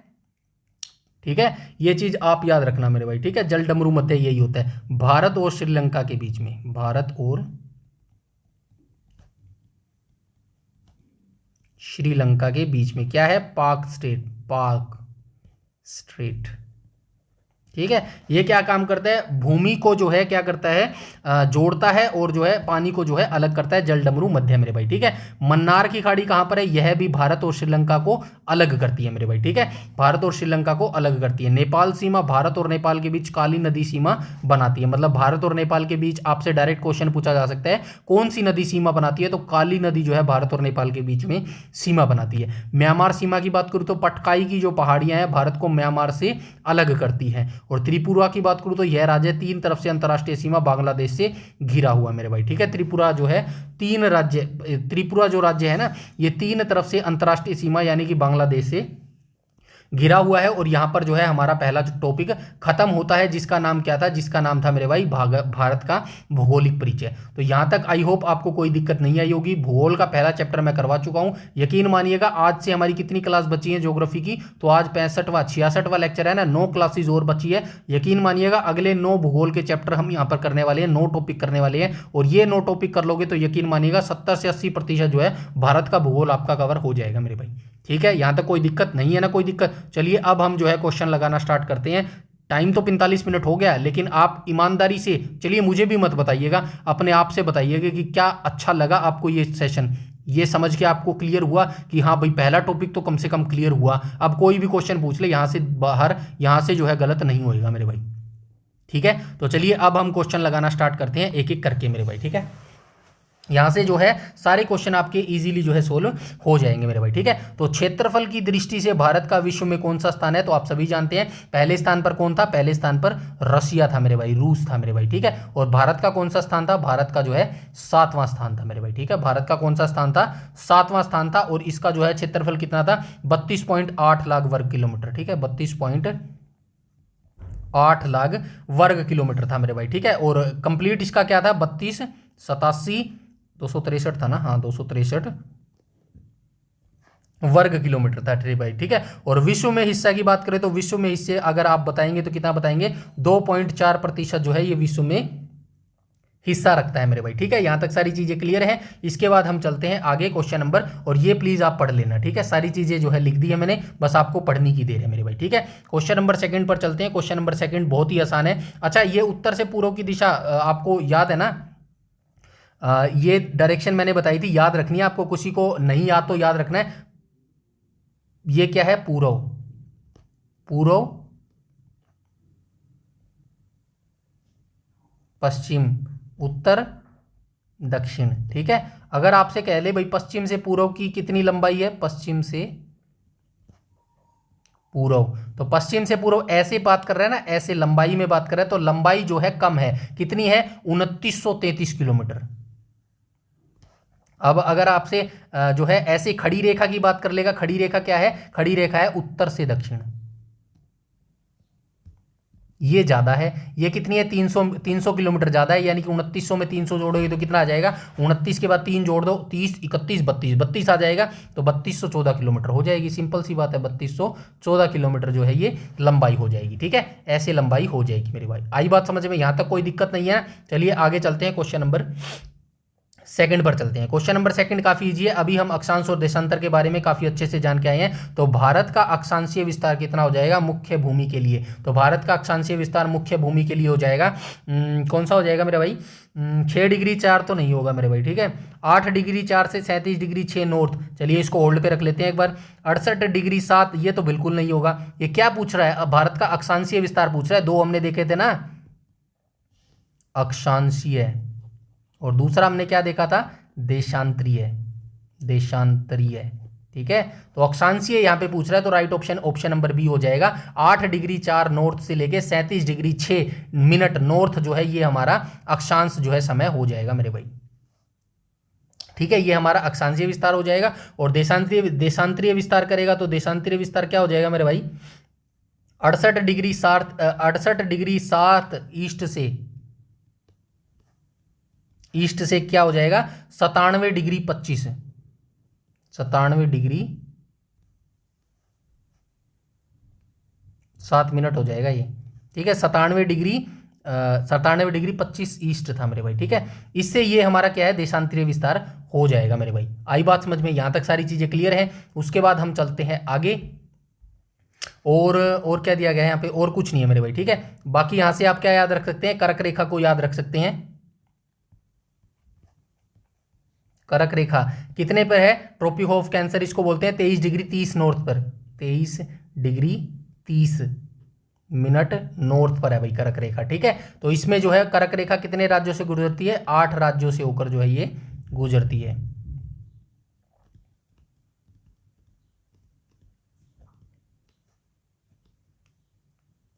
भारत के 8 राज्यों से गुजरती है और भारत के मिडल से गुजरती है, भारत के बीच से गुजरती है कर्क रेखा भाई, ठीक है। आई बात समझ में, भारत के बीच से ये गुजरती है। यहां से पूरा पढ़ लेना, सारी चीजें मैंने लिख दी है मेरे भाई, ठीक है। उसके बाद हम चलते हैं आगे, पॉइंट क्वेश्चन नंबर 3 को देख लेते हैं। क्वेश्चन नंबर 3 बोल रहा है कि भारत के कितने राज्यों से होकर कर्क रेखा गुजरती है। तो अभी मैं बता गया हूं भारत के 8 राज्यों से। ऑप्शन नंबर बी यहां पर बिल्कुल करेक्ट हो जाएगा। क्या पूछा गया है, कर्क रेखा। अगर आपसे कर्क रेखा पूछे तो क्या बोलेगे, कर्क रेखा गुजरती है भाई 8 राज्यों से, आप बताओगे 8 राज्य। और अगर आपसे पूछे भाई समय रेखा कितने राज्यों से गुजरती है, समय रेखा, तो आप समय रेखा क्या बताएंगे, समय रेखा जो है 5 राज्यों से गुजरती है मेरे भाई, ठीक है, 5 राज्यों से गुजरती है। तो right option option number B हो जाएगा। नीचे लिखे हैं सारे राज्य, ये देखो भारत को लगभग 2 बराबर भागों में उत्तरी और दक्षिणी भारत में विभाजित करती है। व्याख्या परिभाषा, कर्क रेखा एक काल्पनिक रेखा है जो 23 डिग्री 30 मिनट जो है उत्तरी अक्षांश पर स्थित है। राज्यों का क्रम देखो, यह रेखा भारत के निम्नलिखित 8 राज्यों से गुजरती है, गुजरात, राजस्थान, ठीक है, मध्य प्रदेश, छत्तीसगढ़, झारखंड, पश्चिम बंगाल, ठीक है, 7वां 8वां का आ गया त्रिपुरा और मिजोरम। 8 राज्यों से जो है ये होकर गुजरती है मेरे भाई, ठीक है। चलिए आगे चलते हैं, क्वेश्चन नंबर नेक्स्ट पर चलते हैं। कर्क रेखा की बात आई थी ना यहाँ पे, ये देखो कर्क रेखा है ना, कर्क रेखा। यहां से एक चीज आपको याद रखनी है, मैं पहले बता भी चुका हूं, कर्क रेखा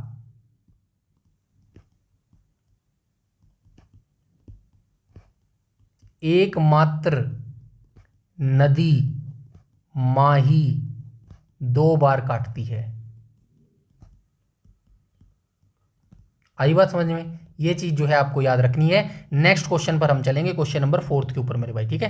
क्वेश्चन नंबर 4 क्या बोल रहा है, भारतीय मानक समय क्या है, 82 डिग्री 30 कैलो या फिर 82 डिग्री 5 कैलो मेरे भाई, ठीक है। ईस्ट और कर्क रेखा एक दूसरे को किस राज्य में काटती है, तो मैंने आपको बताया था ऐसे एक दूसरे को काटती है, ये छत्तीसगढ़ में काटती है। छत्तीसगढ़ का बैकुंठपुर था मेरे भाई, ठीक है। तो ऑप्शन नंबर सी यहां पर बिल्कुल करेक्ट हो जाएगा, छत्तीसगढ़ का बैकुंठपुर, बैकुंठपुर में जो है ये एक दूसरे को काटती है मेरे भाई, ठीक है। यहाँ पे लिखा है देखो, भारतीय मानक समय रेखा 82 डिग्री 30 मिनट पूर्वी देशांतर और कर्क रेखा जो है 23 डिग्री 30 मिनट उत्तरी अक्षांश एक दूसरे को छत्तीसगढ़ राज्य में काटती है। छत्तीसगढ़ के कोरिया जिले में यह मिलन बिंदु स्थित है। कुछ स्रोतों में इसे सूरजपुर जिला भी माना जाता है, जो प्रशासनिक सीमाओं पर निर्भर करता है मेरे भाई। भारतीय मानक समय IST यह रेखा उत्तर प्रदेश के मिर्जापुर प्रयागराज के निकट से होकर गुजरती है। यह भारत के 5 राज्यों से गुजरती है, तो यह भी देख लेना, उत्तर प्रदेश, मध्य प्रदेश, छत्तीसगढ़, ओडिशा और आंध्र प्रदेश राज्यों से जो है भारतीय मानक समय जो है गुजरती है। कर्क रेखा जो है 8 राज्यों से जो है ये होकर गुजरती है मेरे भाई, ठीक है। यहां तक सारी चीजें। अब हम चलते हैं क्वेश्चन नंबर 5 के ऊपर, ठीक है। क्वेश्चन नंबर 5 क्या बोल रहा है, अच्छा IST से हम कितने घंटे आगे हैं, 5.5 घंटे आगे हैं, ये चीज याद रखना, ठीक है। ये चीज जो है आप याद रखेंगे मेरे भाई, ठीक है।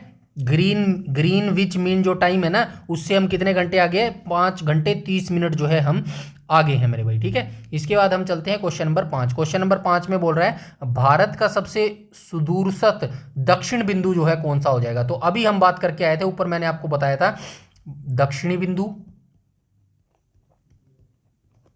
दक्षिणी के बाद आप क्या याद रखेंगे, उत्तरी, उत्तरी के बाद आप याद रखेंगे पूर्वी, और पूर्वी के बाद आप याद रखेंगे पश्चिमी। सारी बिंदु मैंने ऊपर आपको बताई थी, तो चलिए एक एक करके हम देख लेते हैं मेरे भाई, ठीक है। तो चलिए देख लेते हैं भारत का सबसे सुदूर तो दक्षिणी बिंदु इसने पूछा है, साउदर्न मोस्ट पूछा है, यानी कि ये दक्षिणी बिंदु पूछा है, यानी कि ये डायरेक्शन थी, ये कौन सी थी, नॉर्थ थी, ये साउथ थी, ये ईस्ट थी और ये वेस्ट थी, मतलब इसके बारे में ये पूछ रहा है। तो ये राइट ऑप्शन क्या हो जाएगा, तो राइट ऑप्शन इसका जो है इंदिरा कोल हो जाएगा मेरे भाई, ठीक है, इंदिरा पॉइंट हो जाएगा। कहाँ गया, ये रहा इंदिरा पॉइंट, ठीक है, ऑप्शन नंबर सी यहां पर बिल्कुल करेक्ट हो जाएगा, इंदिरा पॉइंट हो जाएगा मेरे भाई, ठीक है, ये क्या हो जाएगा, इंदिरा पॉइंट, इंदिरा पॉइंट जो है इसका राइट ऑप्शन हो जाएगा मेरे भाई, ठीक है। अवस्थिति की बात करूं तो भारत का जो दक्षिणी बिंदु है ना, वो अंडमान निकोबार द्वीप समूह के ग्रेट निकोबार द्वीप पर जो है स्थित हो जाएगा मेरे भाई, ठीक है। इसका पुराना नाम क्या था भाई, इंदिरा पॉइंट का पुराना नाम क्या था, पिगमेलियन पॉइंट जो है इसका पुराना नाम पहले होता था मेरे भाई, ठीक है। आई होप यहां तक सारी चीजें जो है क्लियर हो गई होंगी मेरे भाई, ठीक है। चलिए आगे चलते हैं। अच्छा ये भी बताना रह गया क्या, चलिए कोई बात नहीं। उत्तरी बिंदु कौन सा है मेरे भाई, उत्तरी बिंदु जो है कौन सा हो जाएगा, उत्तरी बिंदु हो जाएगा ना, ठीक है, एक सेकंड मेरे भाई, ठीक है। तो दक्षिणी हमने बात कर ली, इंदिरा पॉइंट हो जाएगा। उत्तरी की बात करें तो इंदिरा कोल हो जाएगा, इंदिरा कोल हो जाएगा, ठीक है, इंदिरा कोल हो जाएगा। और ये कहां पर है, लद्दाख के अंदर है मेरे भाई, ठीक है, ये लद्दाख के अंदर हो जाएगा। पूर्वी बिंदु की बात करूं तो ये कहां पर है, तो आप सभी जानते हैं अरुणाचल प्रदेश में है, किबुथु, किबुथु कहां पर है, अरुणाचल प्रदेश के अंदर है मेरे भाई, ठीक है। और पश्चिमी की बात करूं तो पश्चिमी आप सभी जानते हैं गुजरात के अंदर है मेरे भाई, गुजरात के अंदर क्या है, गोहर माता हो जाएगा,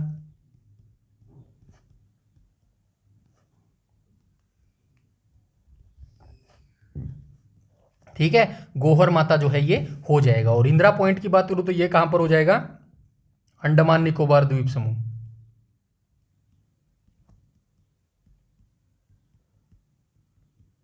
ठीक है। यहां तक सारी चीजें क्लियर हुई, आई होप यहां तक सारी चीजें जो है क्लियर हो गई होंगी मेरे भाई। इसके बाद हम चलते हैं आगे, क्वेश्चन नंबर 6 को देख लेते हैं, ठीक है, ये सारी चीजें पढ़ लेना, यहाँ पे दी गई है। क्वेश्चन नंबर 6 को देख लेते हैं, भारत की सबसे लंबी अंतर्राष्ट्रीय सीमा किस देश के साथ लगती है। तो आपसे दोनों चीज पूछ सकता है, सबसे लंबी भी पूछ सकता है और सबसे छोटी भी पूछ सकता है। सबसे लंबी आप बताएंगे बांग्लादेश के साथ, बांग्ला कैसे लिखेंगे, बांग्ला,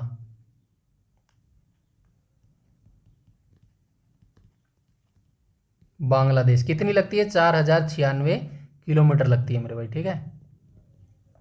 और सबसे छोटी आप बताएंगे किसके साथ लगती है, अफगानिस्तान के साथ, कितनी लगती है, 106 किलोमीटर लगती है मेरे भाई, ठीक है। यहां तक सारी चीजें क्लियर हैं, आई होप यहां तक सारी चीजें क्लियर हो गई होंगी। तो बांग्लादेश इसका राइट ऑप्शन आ जाएगा मेरे भाई, ठीक है। कहाँ गया बांग्लादेश, 4096 किलोमीटर जो है इसकी तट मतलब जो है सीमा रेखा हो जाएगी, ठीक है। इसके बाद हम चलते हैं आगे, और चाइना के साथ कितनी लगती है भाई, चाइना के साथ 3488 लगती है, पाकिस्तान के साथ 3300 लगती है, 3323, नेपाल के साथ 1751 लगती है। आई बात समझ है, ये सारी चीजें आपको याद रखनी है मेरे भाई, ठीक है, ये यहां से आप जो है पढ़ लेना मेरे भाई, ठीक है। इसके बाद हम चलते हैं आगे। अच्छा ये विशेष तथ्य में क्या लिखा गया, भारत और बांग्लादेश के बीच की सीमा को रेड क्लिफ रेखा का हिस्सा माना जाता है क्योंकि यह तत्कालीन पूर्वी पाकिस्तान था। मैं ऊपर बता के आया हूं, त्रिपुरा और बांग्लादेश के बीच की सीमा को जीरो लाइन भी कहा जाता है, ठीक है, ये चीज याद रखना। त्रिपुरा जो राज्य है ना भारत का, त्रिपुरा, इसकी राजधानी क्या है, अगरतला, इसके और बांग्लादेश के बीच की जो सीमा है उसको क्या बोला जाता है, जीरो लाइन जो है इसको बोला जाता है मेरे भाई, ठीक है। आगे चलते हैं, क्वेश्चन नंबर 7 को देख लेते हैं।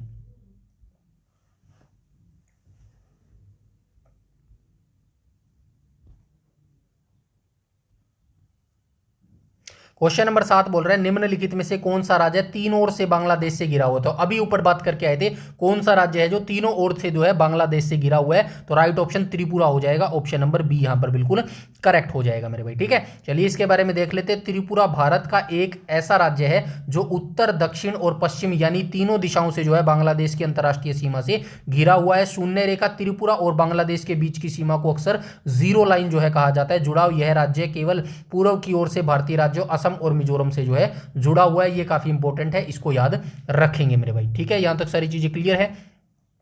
इसके बाद हम चलते हैं आगे मेरे भाई। क्वेश्चन नंबर 8 बोल रहा है भारत के किस राज्य की तटीय रेखा सबसे लंबी है। तो अभी हम बात करके आए थे, ठीक है, क्या बात हमने की थी भाई, सबसे लंबी तटीय रेखा,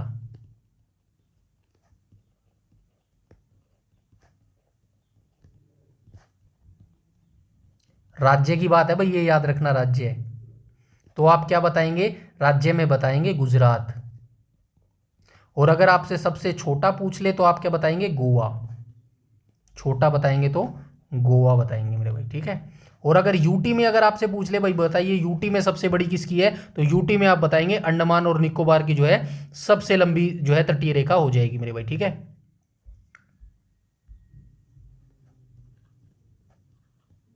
निकोबार की जो है सबसे लंबी हो जाएगी मेरे भाई, ठीक है। यहां तक सारी चीजें क्लियर है। इसके बाद हम चलते हैं आगे, ठीक है। और कुल कुल जो है कुल रेखा पूछ ले भाई, राज्य और अंडमान मतलब राज्य और यूटी की दोनों मिला के कुल तटीय रेखा कितनी है, तो आप बताएंगे 75.7516 किलोमीटर, ठीक है। 7516 किलोमीटर जो है आप ये बताएंगे। भारत के किस राज्य की तटीय रेखा, आंध्र प्रदेश नहीं, तमिलनाडु नहीं, गुजरात जो है इसका राइट ऑप्शन हो जाएगा, ठीक है। ये सारी चीजें आप पढ़ लेना। इसके बाद हम चलते हैं आगे, क्वेश्चन नंबर 9 को देख लेते हैं। क्वेश्चन नंबर 9 बोल रहा है उत्तर प्रदेश राज्य की सीमा कुल कितने राज्यों और केंद्र शासित प्रदेश को स्पर्श करती है, 8+1 को जो है स्पर्श करती है, यानी कि 9 इसका जो है बिल्कुल राइट ऑप्शन हो जाएगा। 7 नहीं, 8 नहीं, 9 इसका राइट ऑप्शन हो जाएगा मेरे भाई, ठीक है। कौन कौन से राज्य हैं, यूके यानी कि उत्तराखंड हो जाएगा, और किससे मिलती है, हिमाचल प्रदेश से मिलती है मेरे भाई, ठीक है। हरियाणा से मिलती है, अपने हरियाणा से भी लिखती है भैया, आप सभी जानते हैं, ठीक है। यमुना नदी यहीं से तो प्रवेश करती है, ठीक है। जो उत्तर प्रदेश और हरियाणा के बीच में सीमा निर्धारण यमुना नदी करती है। हरियाणा से सीमा साझा करता है, राजस्थान से सीमा साझा करता है, एमपी से सीमा साझा करता है, और क्या रह गया भाई, मध्य प्रदेश हो गया ना, मध्य प्रदेश तो हो गया, और क्या रह गया, छत्तीसगढ़ हो गया, ठीक है। और क्या हो गया, बिहार हो गया, सच्ची बिहार। कितने हो गए, 1 2 3 4 5 6 7 ही हुए भाई, एक और रह गया, कौन सा रह गया, पहले यूटी लिख लो, यूटी तो दिल्ली के साथ करता है ये, ठीक है। एक राज्य कौन सा रह गया भाई, फटाफट बताओ कमेंट सेक्शन में, एक राज्य जो है कौन सा रह गया मेरे भाई, ठीक है। अभी याद नहीं आ रहा मेरे को कौन सा रह गया, लिखा भी ये लिखा पड़ा यार, ये देखो उत्तराखंड मैंने बता दिया, हिमाचल बता दिया, हरियाणा राजस्थान बता दिया, क्या रह गया फिर, बिहार बता दिया, झारखंड रह गया, सच्ची है ना, झारखंड नहीं लिखा, छत्तीसगढ़ झारखंड नहीं लिखा भाई, झारखंड आ जाएगा, ठीक है। तो ये 8 राज्य और एक केंद्र शासित प्रदेश के साथ जो है सीमा साझा करता है मेरे भाई, ठीक है। इसके बाद हम आ जाएंगे क्वेश्चन नंबर 10, भारत और श्रीलंका को अलग करने वाली जनसंधि का नाम क्या है, पाक स्ट्रेट हो जाएगा, डूरंड रेखा भारत और अफगानिस्तान के बीच है, अफगानिस्तान के बीच हो जाएगी, श्रीलंका के बीच जो है पाक और जलडमरू मध्य राइट ऑप्शन हो जाएगा मेरे भाई, ठीक है। यहां तक सारी चीजें क्लियर है। उसके बाद हम चलते हैं आगे, यहां पर क्या लिखा है, 10 डिग्री चैनल लिखा है, तो ये फटाफट आप मुझे कमेंट सेक्शन में कमेंट करके बता दो मेरे भाई, 10 डिग्री चैनल जो है किस किस के बीच में अवस्थित है मेरे भाई, ठीक है। यहां तक सारी चीजें क्लियर है। इसके बाद हम चलते हैं आगे, चलिए ऑप्शन दे देता हूं, कोई नहीं, ये जो 10 डिग्री चैनल है ये किस किस के बीच में, आपको ऑप्शन दूं, क्या ऑप्शन दे, ऑप्शन तो यार ज्यादा हो जाएंगे फिर, चलिए मैं ही बता देता हूं, कोई नहीं। अंडमान समूह को, अरे यार,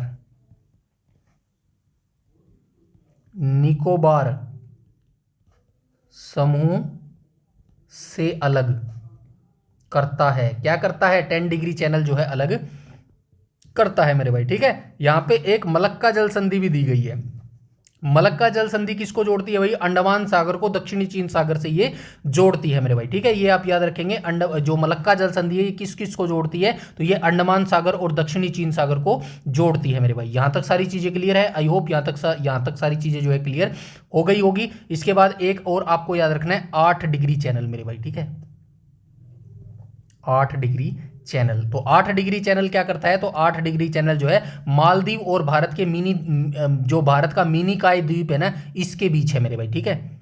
मालदीव और भारत का क्या, मिनिकॉय द्वीप, मिनिकॉय द्वीप मेरे भाई, ठीक है, इनके बीच में है। 9 डिग्री की बात करूं तो 9 डिग्री चैनल किस किस के बीच में है, तो 9 डिग्री चैनल मेरे भाई जो है मिनिकॉय द्वीप को मुख्य लक्ष्य भूमि से अलग करता है मेरे भाई, ठीक है। मिनिकॉय द्वीप को मुख्य लक्ष्य द्वीप समूह से अलग करता है,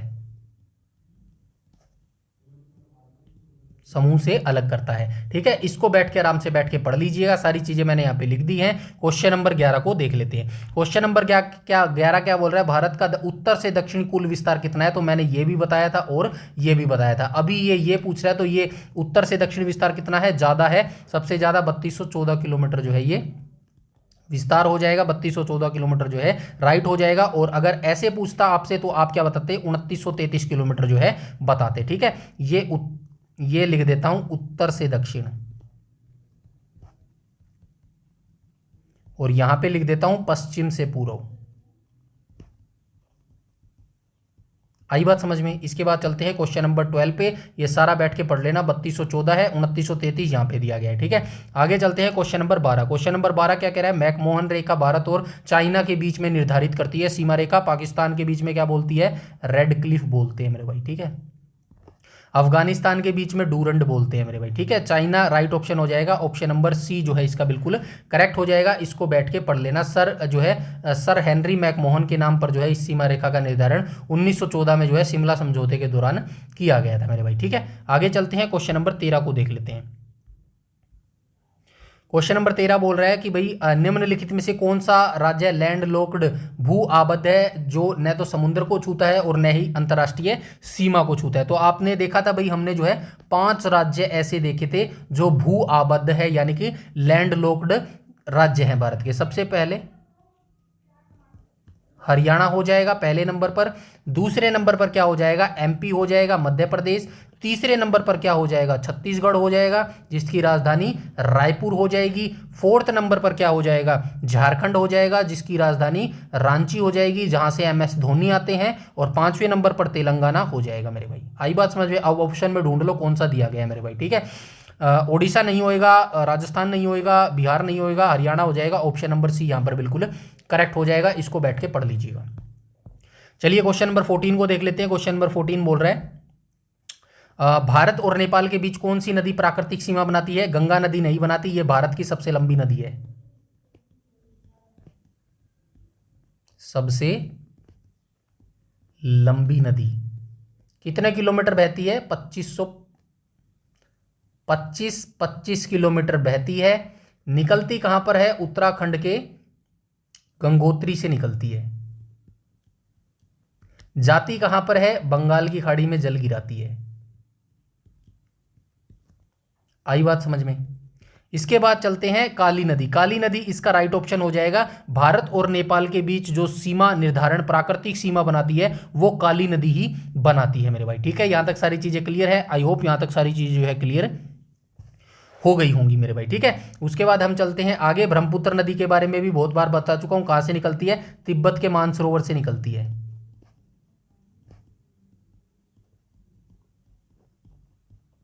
कहां से निकलती है, चेमायुंगडुंग ग्लेशियर, वहां पर इसको कैसे नाम से बोलते हैं, सांगपो के नाम से इसको बोलते हैं। हाँ, भारत में कहां पर प्रवेश करती है, अरुणाचल प्रदेश में जो है प्रवेश करती है, दिहांग नाम से इसको यहां पर जानते हैं। इसके बाद ये असम में जाती है, असम में इसको जो है ब्रह्मपुत्र के नाम से जानते हैं। आई बात समझ में यहां तक। चलिए इसको भी आप आराम से बैठ के पढ़ लीजिएगा। नेक्स्ट क्वेश्चन पर चलते हैं, क्वेश्चन नंबर 15 पर चलते हैं। आज का लास्ट क्वेश्चन हमारा रहने वाला है, भारत के किस केंद्र शासित प्रदेश की तटरेखा सबसे लंबी है। अभी बता के आया था, लक्षद्वीप नहीं, अंडमान निकोबार जो है इसका राइट ऑप्शन हो जाएगा मेरे भाई। ठीक है, अगर सबसे बड़ा तो ये हो जाएगा भाई, सबसे बड़ा यूटी। सबसे बड़ा यूटी की तटरेखा पूछे तो आप क्या बताएंगे, अंडमान एंड निकोबार बताएंगे मेरे भाई। ठीक है, और अगर आपसे सबसे छोटा पूछ ले तो आप क्या बताएंगे, सबसे छोटा लक्षद्वीप बताएंगे मेरे भाई। ठीक है,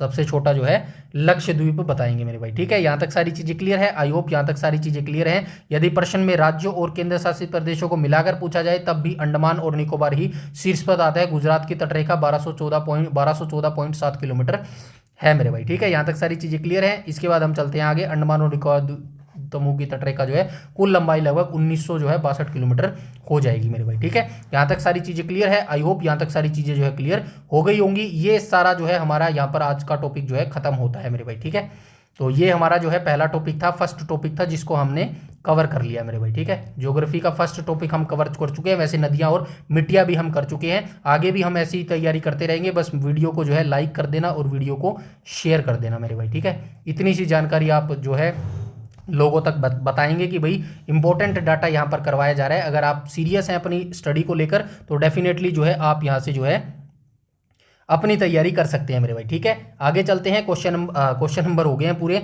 ठीक है। बस वीडियो को लाइक कर देना और वीडियो को शेयर कर देना मेरे भाई, ठीक है। चलिए आज के इस वीडियो सेशन में इतना ही रखते हैं। इसकी पीडीएफ जो है आपको कहाँ पर मिलेगी, टेलीग्राम पर मिल जाएगी मेरे भाई, ठीक है। इस वीडियो की जो पीडीएफ है ना वो आपको कहाँ पर मिलेगी, टेलीग्राम पर मिल जाएगी, जिसका लिंक इसी वीडियो के डिस्क्रिप्शन में आपको मिल जाएगा। मिलते हैं नेक्स्ट वाली क्लास में, तब तक के लिए जय हिंद, धन्यवाद।